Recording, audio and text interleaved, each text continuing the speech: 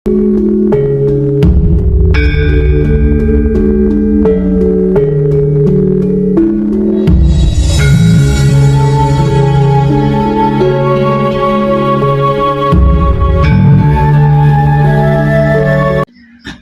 kita malam ini tentang lebih dalam mengenal diri.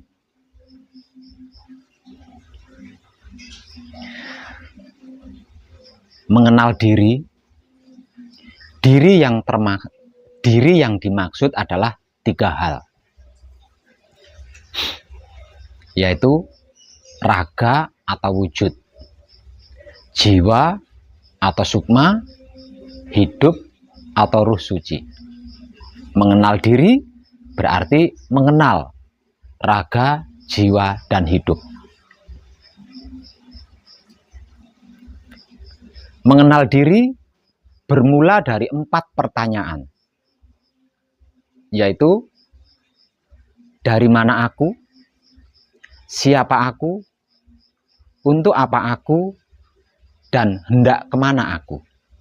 Dari 4 pertanyaan inilah diri seorang manusia hidup diuraikan dengan sangat rinci dan detail.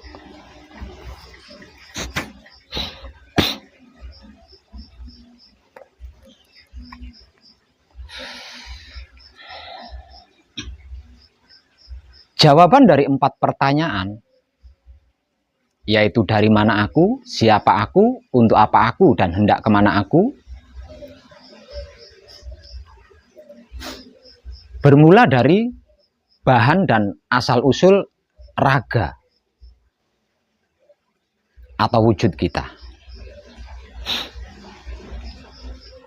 Yang ketika itu,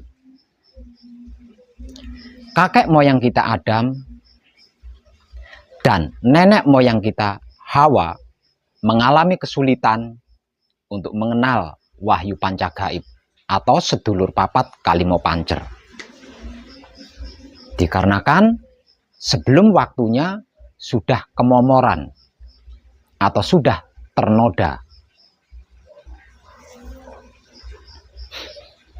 Dikarenakan Adam dan Hawa yang mengalami kesulitan dalam mengenal wahyu pancagaib, yang tak lain dan tak bukan adalah sedulur papat kalimo pancernya kita sendiri, yang juga disebut-sebut sebagai jati diri manusia hidup yang sesungguhnya. Kemudian Tuhan menitipkan cinta kasih sayang kepada Adam, yang kemudian disusul lagi Tuhan menitipkan cinta kasih sayangnya kepada Hawa, yang kemudian cinta kasih sayang Tuhan yang dititipkan kepada Adam dan Hawa lalu digerakkan dan dimanunggalkan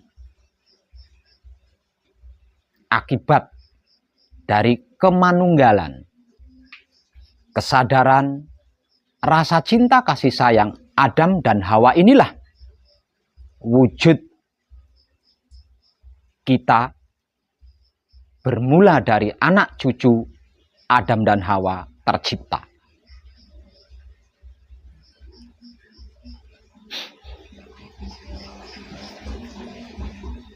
Setelah menjadi wujud atau raga, kemudian wujud atau raga tersebut dibekali 4 esensi kesaktian Tuhan, yaitu ilmu airnya Tuhan, ilmu anginnya Tuhan, ilmu apinya Tuhan, dan ilmu buminya Tuhan.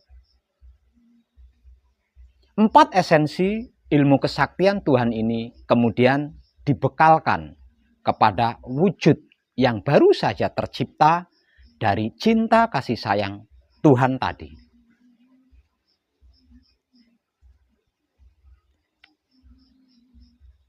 Kemudian yang ketiga atau langkah ketiga Tuhan mengambil ruhnya sendiri. Setelah Tuhan mengambil ruhnya sendiri, kemudian Tuhan dan ruhnya sendiri tersebut mengadakan sebuah perjanjian. Di mana di dalam perjanjian itu diperjanjikan sebuah kehidupan dari awal hingga akhir.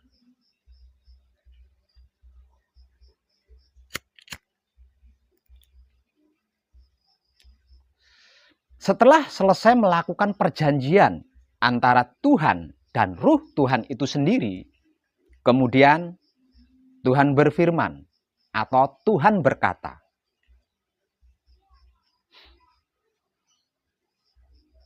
"Aku bertahta di dalam kepala Adam."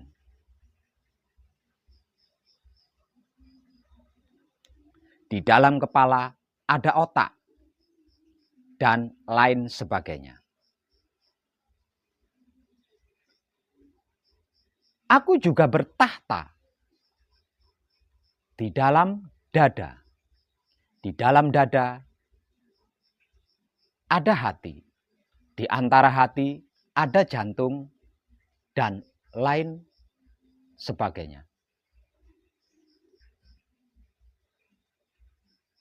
Aku bertahta di dalam Baitul Muqaddas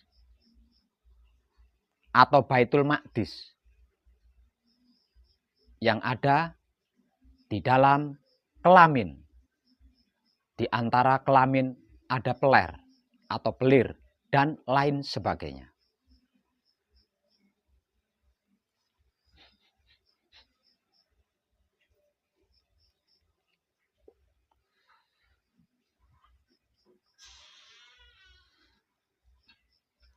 Kemudian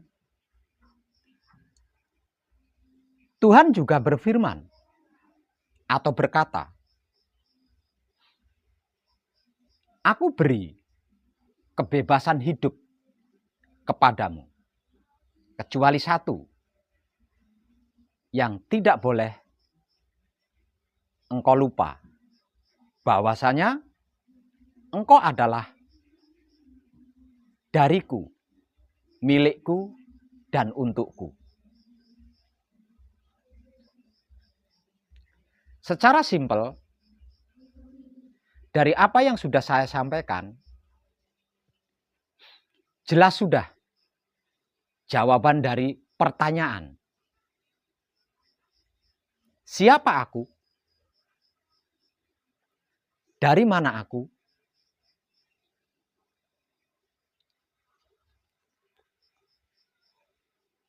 Dan untuk apa aku? Dari apa yang sudah saya sampaikan secara simpel tadi. Kenapa saya sampaikan secara simpel? Karena detailnya, jelasnya, panjang lebarnya sudah terlalu banyak videonya. Maka malam ini saya persimpel atau saya ambil intinya saja. Dari apa yang sudah saya sampaikan tadi secara simpel, maka jawabannya jelas sudah.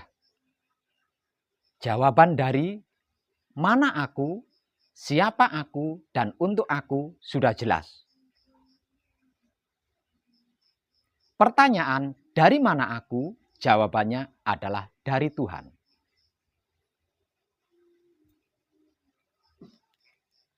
Pertanyaan, siapa aku? Jawabannya adalah wadah Tuhan.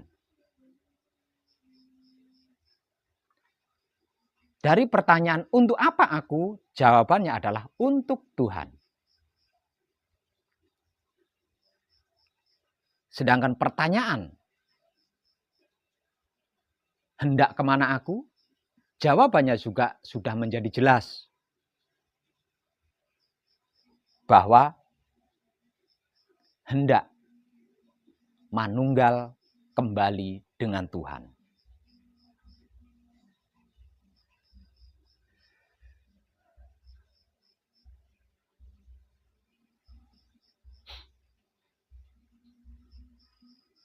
Nah, sesungguhnya seperti itulah diri sejati kita yang sesungguhnya.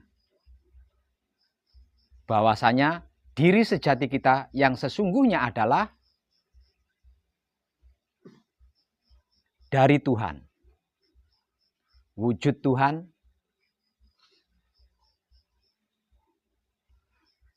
untuk Tuhan, dan manunggal dengan Tuhan. Saya ulang, pertanyaannya adalah, dari mana aku? Jawabannya, dari Tuhan. Siapa aku? Jawabannya adalah wujud Tuhan. Untuk apa aku? Jawabannya adalah untuk Tuhan. Hendak kemana aku? Jawabannya adalah manunggal dengan Tuhan.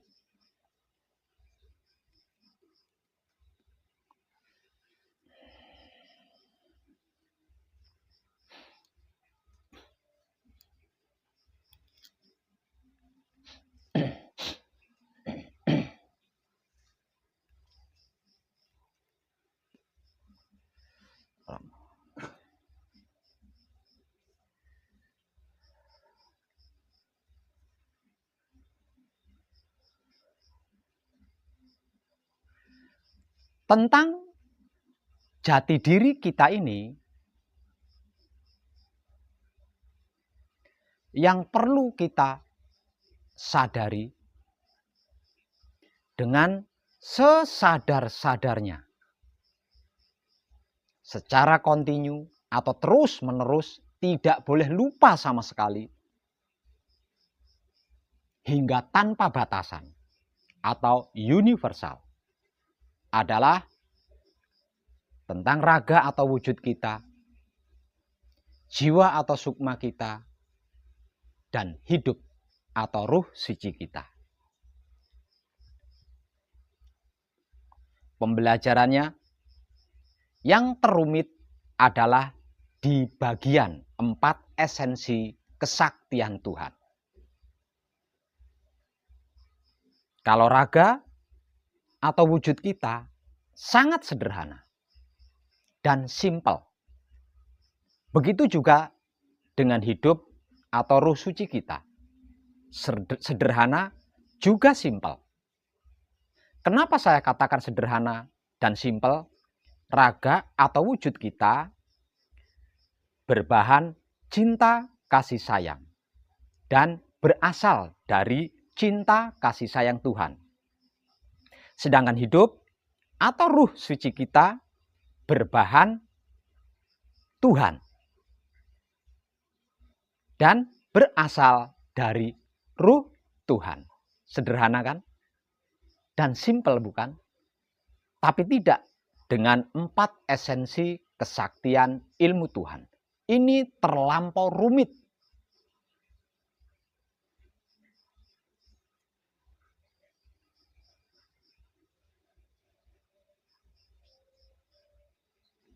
Dikarenakan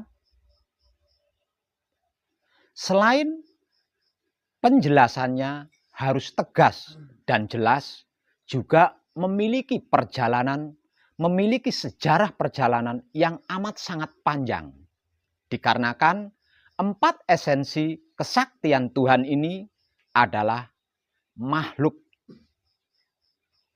yang paling pertama ada dan digunakan oleh Tuhan itu sendiri.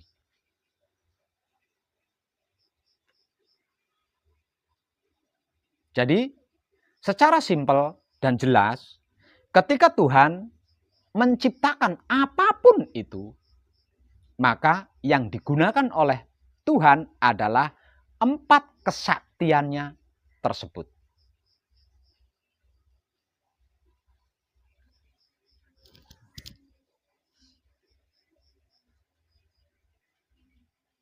Jadi, sejarah 4 esensi kesaktian Tuhan itu selama dan sepanjang sejarah peradaban dunia dari awal hingga sampai sekarang ini.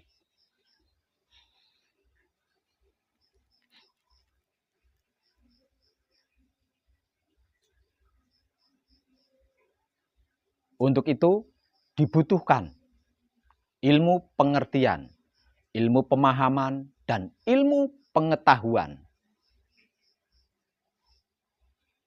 dalam perjalanan yang teramat sangat panjang.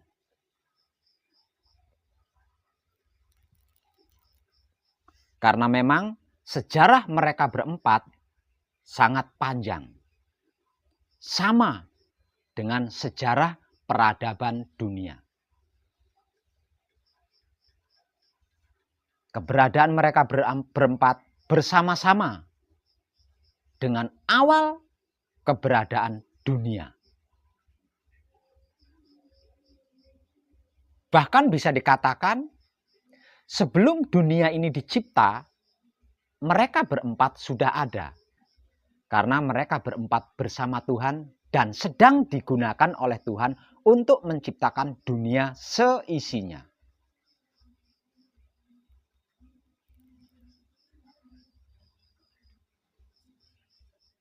Namun, mengkaji dan mempraktekkan wahyu pancagaib yang tak lain dan tak bukan adalah sedulur papat kalimo pancernya kita sendiri. Yang mana keempatnya adalah merupakan esensi kesaktian Tuhan.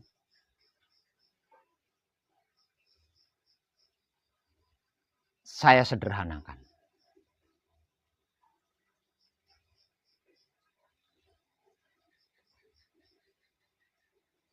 Mengkaji dan mempraktekkan wahyu pancagaib yang tak lain dan tak bukan adalah sedulur papat kalimo pancernya kita sendiri atau sang penggerik raga kita yang tak lain dan tak bukan. Keempatnya merupakan esensi kesaktian Tuhan. Bersama saya tidak butuh perjalanan terlampau panjang dan lama. Maka simak dan dengarkan baik-baik. Karena sesungguhnya penguraian dari 4 hal ini yang paling rumit dan sulit, bahkan dikatakan mahal oleh orang-orang awam.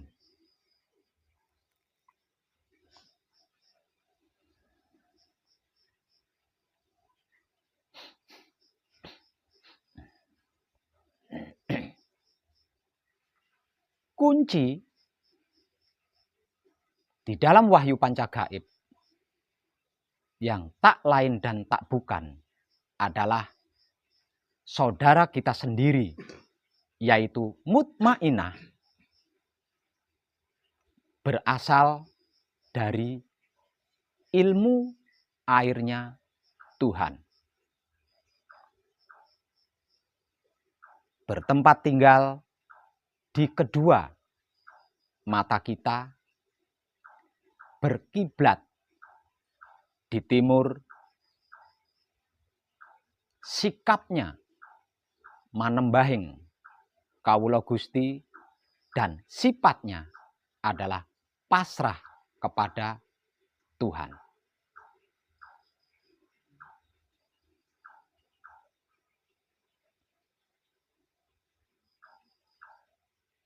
Yang kedua,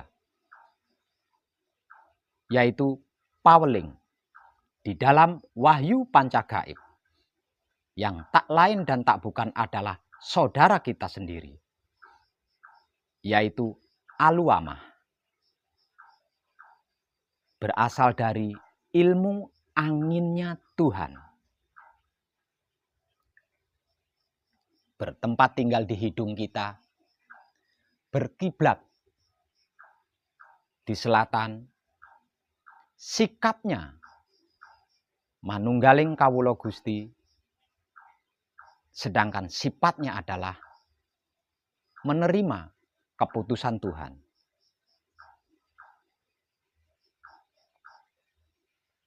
Yang ketiga, yaitu asmo sejati di dalam Wahyu Pancagaib, yang tak lain dan tak bukan adalah pancernya kita, yaitu hidup atau Ruh Suci yang berasal dari Tuhan,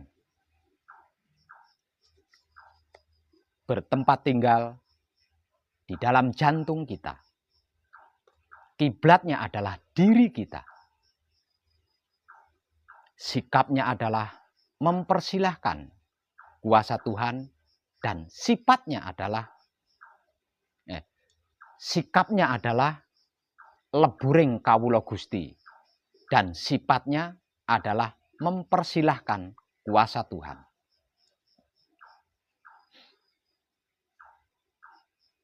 Yang keempat adalah mijil di dalam Wahyu Pancagaib, yang tak lain dan tak bukan adalah saudara kita sendiri, yaitu amarah.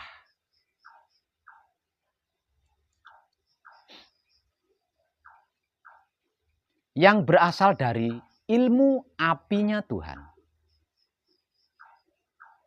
bertempat tinggal di kedua telinga kita. Sikapnya adalah sampurnaning kawula Gusti, sedangkan sifatnya adalah merasakan kenyataan Tuhan. Yang kelima adalah mijil. Yang kelima adalah singkir di dalam Wahyu Pancagaib, yang tak lain dan tak bukan adalah saudara kita sendiri,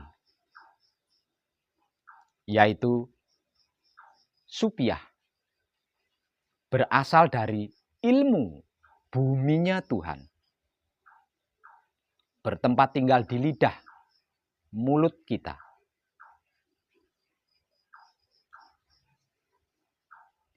Sikapnya adalah sampurnaning patilan urip, dan sifatnya adalah menebar cinta kasih sayang Tuhan.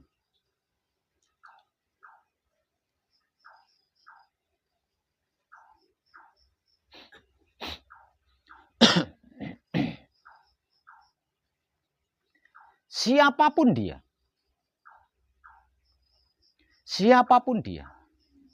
yang tidak pernah lupa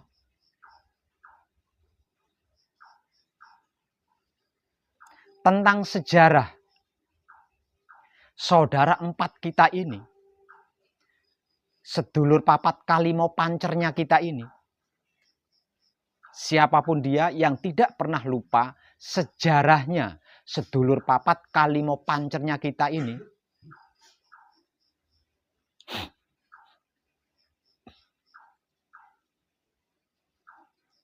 maka tidak ada bedanya antara hamba dan Tuhan.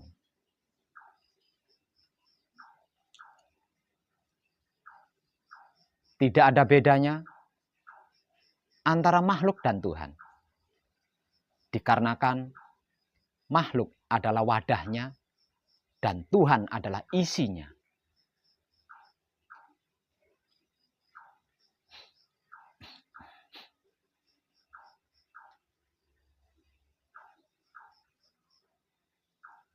Namun,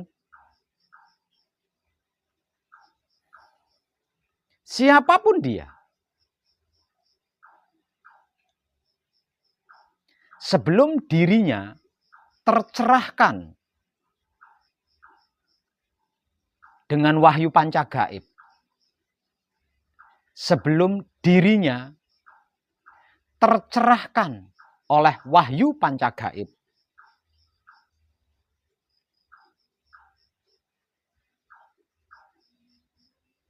terlebih dulu dia menyalahgunakan sedulur papat kalimo pancernya,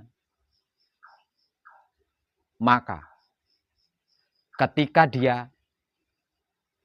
tercerahkan oleh wahyu pancagaib atau dengan wahyu pancagaib, maka dia di situ akan menebus dengan sangat mahal.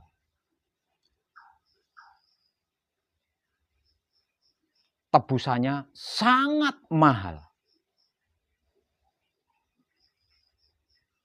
Semisal contoh,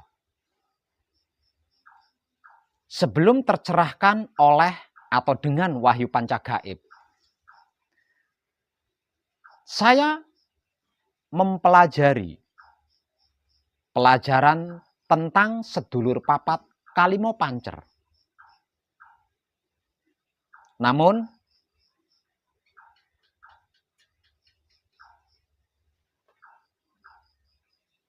karena ingin menjadi orang sakti mandraguna,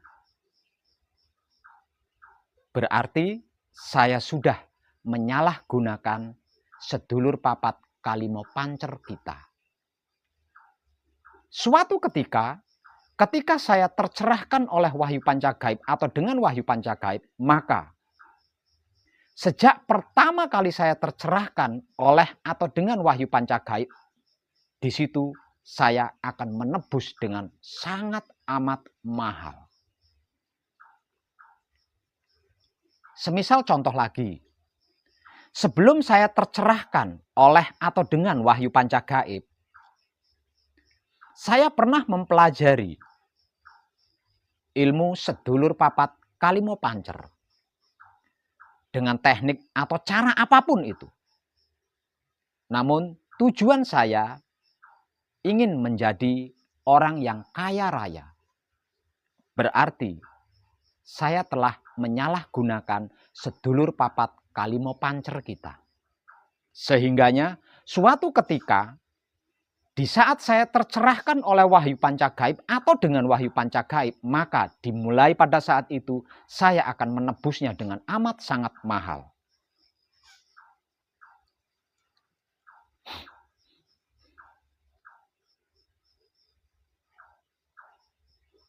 Kenapa harus menebusnya dengan sangat mahal? Dikarenakan sedulur papat Kalimo Pancer bukan untuk hal itu.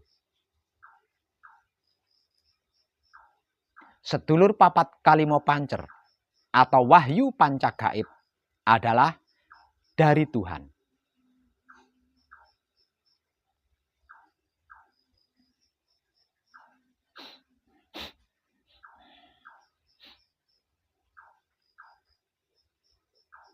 Milik Tuhan, untuk Tuhan, dan manunggalnya Tuhan. Seperti yang sudah saya sampaikan di awal tadi.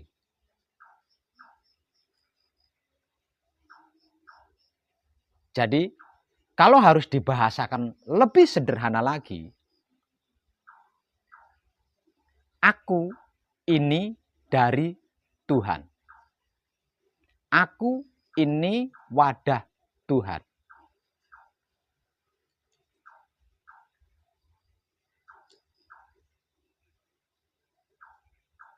Aku ini milik Tuhan.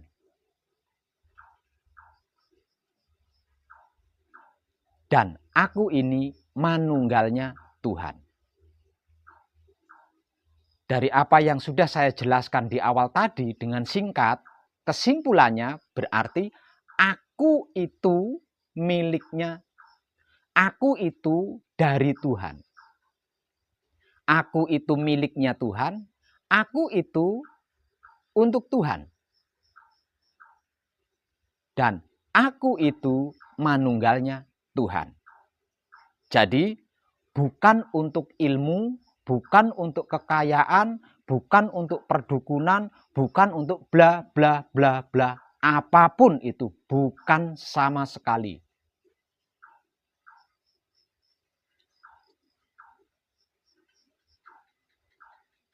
Sebab karena itu saya pernah memberikan informasi bahwasanya wahyu pancagaib itu bukan agama, bukan kepercayaan, bukan keyakinan, bukan kebatinan, bukan adat istiadat, bukan tradisi, bukan kejawen, bukan aliran, bukan organisasi, bukan politik, bukan ilmu kesaktian, bukan ilmu pengobatan, bukan ilmu kanuragan, dan bukan semuanya.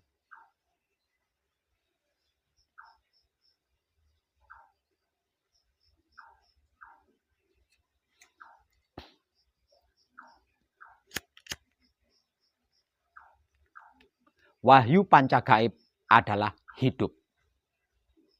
Dan barang siapa yang manunggal jati dengan hidupnya, yang tak lain dan tak bukan adalah Ruh Tuhan, maka dia bisa apa saja jika dia mau.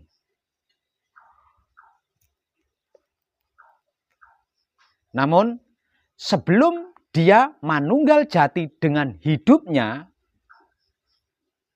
pernah menggunakan hidup ini untuk itu dan ini, maka dia akan menebusnya dengan sangat mahal. Sebutan hidup sesungguhnya sedulur papat kita itu dalam keadaan manunggal dengan hidup. Sebelum sedulur papat atau saudara empat kita manunggal dengan hidup, hidup ini masih belum bisa disebut hidup. Dia masih dalam istilah Ruh Suci. Ketika Ruh Suci ini manunggal dengan sedulur papat atau saudara empat atau empat anasir yang berasal dari esensi kesaktian Tuhan, maka Ruh Suci ini berubah menjadi sebutan sebagai hidup yang lebih dikenal dengan julukan sebagai guru sejati. Atau sering disebut-sebut oleh orang Jawa sebagai Gusti. Gusti berarti maksud bukan Tuhan. Arti maksud daripada Gusti itu bukan Tuhan. Gusti arti maksudnya adalah guru sejati. Guru sejati tak lain dan tak bukan adalah hidup kita atau Ruh Sucinya Tuhan.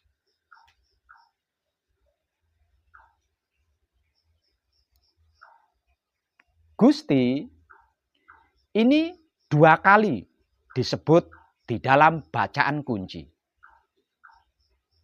Dengan apa yang sudah saya jelaskan, berarti ketika kita membaca bacaan kunci, sesungguhnya kita bukan memohon pengampunan kepada Tuhan.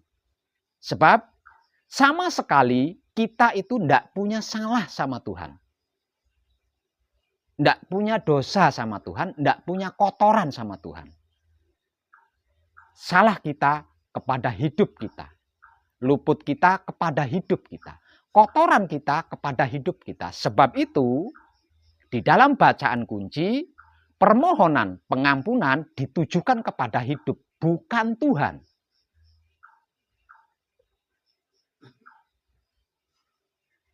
Nah, di sini ada settingan tentang kesadaran. Kemungkinan besar tidak sedikit para putra kekudangane Rama ketika membaca bacaan kunci, kesadarannya menuju kepada Tuhan. Padahal makna yang terkandung di dalam bacaan kunci itu untuk hidup. Sebab itu kunci adalah kumpul nunggal suci. Apapun yang kumpul nunggal suci berarti hidup.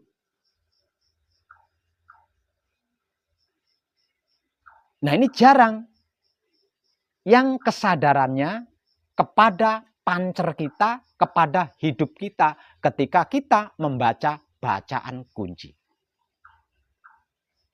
Padahal teramat sering saya memberikan motivasi bahwasanya kunci itu bukan bacaan. Namun kunci itu yang mengadakan bacaan.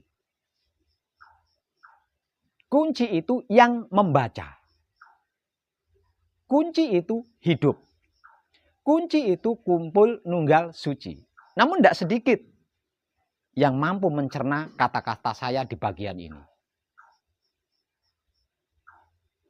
Dan saya juga sering memperhatikan tidak sedikit poro kadang saya ketika membaca bacaan kunci itu kesadarannya kepada Tuhan. Artinya tidak tepat. Karena apa? Karena kita tidak punya salah sama Tuhan.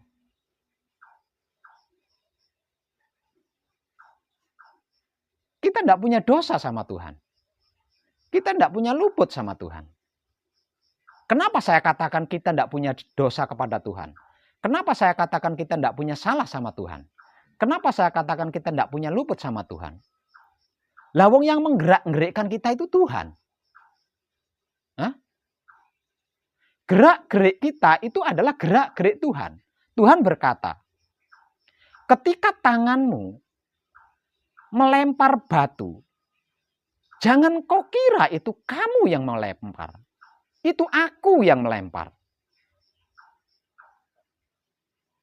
Hanya saja aku menggunakan tanganmu. Berarti seluruh gerak-gerik kita adalah Tuhan yang menggerakkan, Tuhan yang menggerikkan. Lah kalau gerak-gerik kita seluruhnya adalah gerak-gerik Tuhan, letak salah kita di mana? Letak dosa kita di mana? Letak luput kita di mana?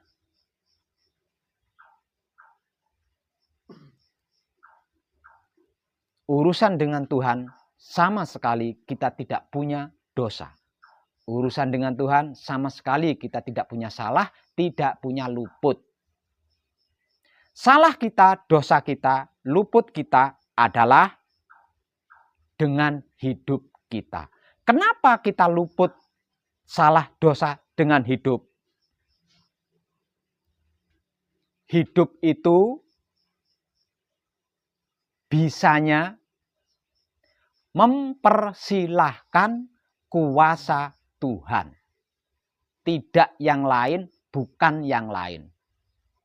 Di setiap gerak-gerik kita, pernahkah kita mempersilahkan Tuhan? Bahkan ketika kita kentut saja, kita tidak mempersilahkan Tuhan. Ketika kita makan, pernahkah kita mempersilahkan Tuhan? Lah, ini loh, dosa kita, salah kita, luput kita kepada hidup. Sebab karena itu, permohonan pengampunan, bahkan kebijaksanaan dan kekuasaan yang kita sabdakan ketika membaca bacaan kunci, kaitan eratnya hanya dengan hidup. Dikarenakan bacaan kunci adalah bahasa roh, maka hidup disebut sebagai Gusti atau guru sejati.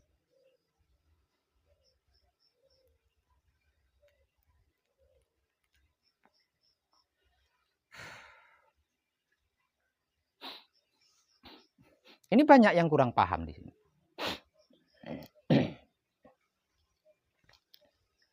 Padahal jika kesadaran kita sudah kontinu dan universal, di bagian ini sesungguhnya sangat mudah untuk diketahui.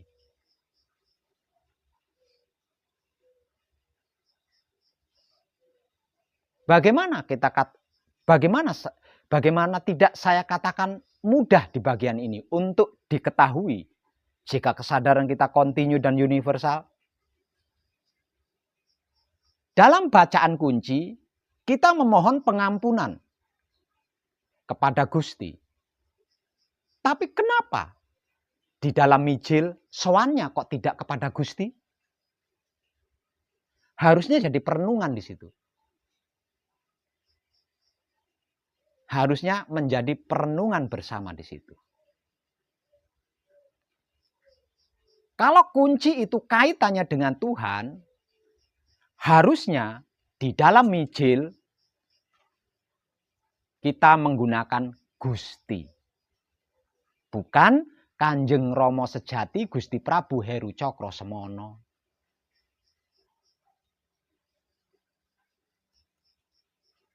Nah, kalau kunci itu kaitannya dengan Tuhan, maka bacaan kunci ayat pertama dan ayat kedua bunyinya sebagai berikut.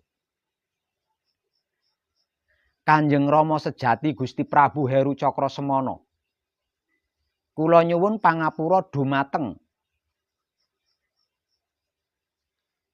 Kanjeng Rama sejati Gusti Prabu Heru Cakrosemono. Harusnya kan berbunyi seperti itu.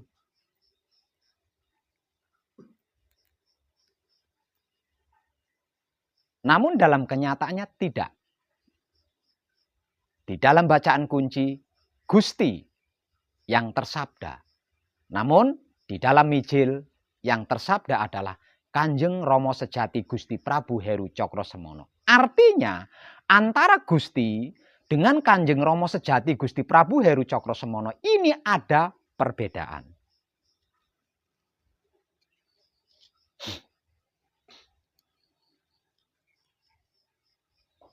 Kalau kita punya dosa, punya salah, punya luput kepada Tuhan, maka sabda Kanjeng Rama sejati Gusti Prabu Heru Cakrosemono ini terpakai di bacaan kunci.